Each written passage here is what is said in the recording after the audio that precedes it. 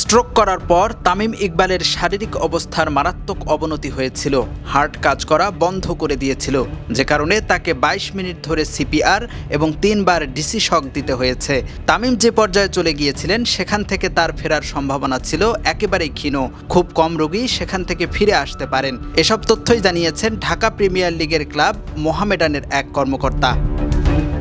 এর আগে সকালের দিকে ঢাকা প্রিমিয়ার লিগে মোহামেডান স্পোর্টিং ক্লাবের হয়ে মাঠে নেমেছিলেন তামিম।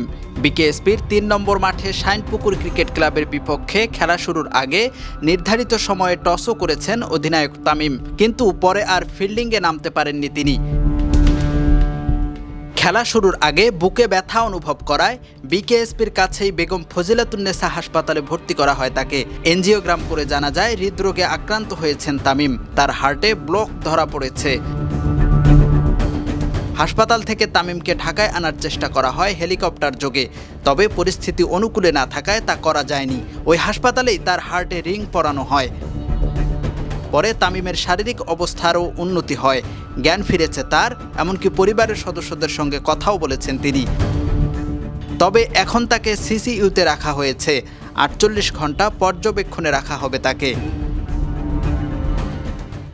ঘরে বসেই ট্রেড করতে চান?